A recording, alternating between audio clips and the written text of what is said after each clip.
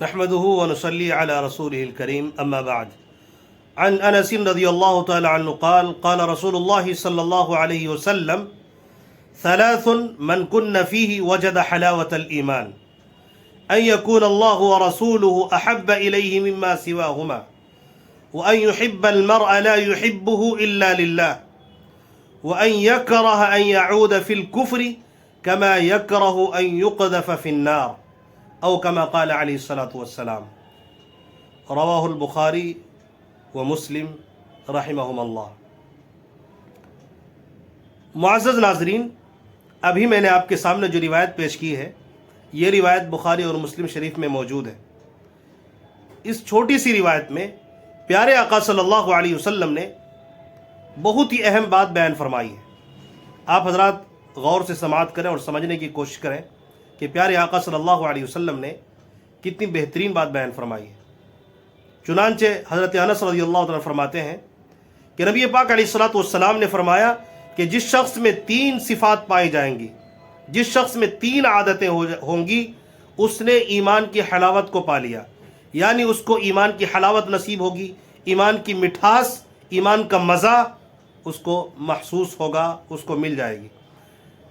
Number 1، اللہ اور اس کے رسول سے سب سے زیادہ محبت کرنے والا ہو. دنیا اور دنیا کی تمام چیزوں سے محبت اس کے دل کے اندر اللہ کی محبت ہو، رسول کی محبت ہو.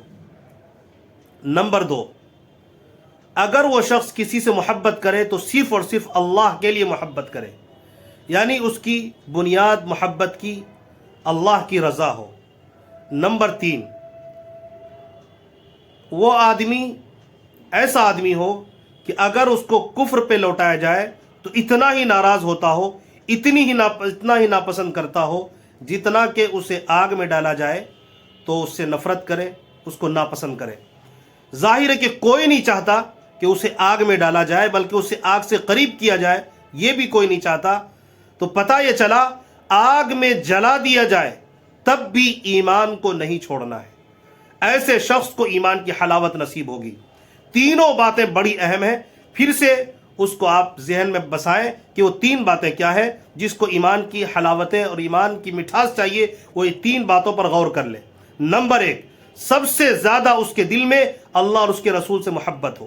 نمبر 2، وہ اللہ کی رضا کے لیے کسی سے محبت کرے، یعنی اگر اس کے دل کے اندر کسی کی محبت ہے تو وہ اللہ کی رضا کے لیے ہو، مطلب پرستی کی بنیاد پر، دنیا پرستی کی بنیاد پر محبت نہ ہو.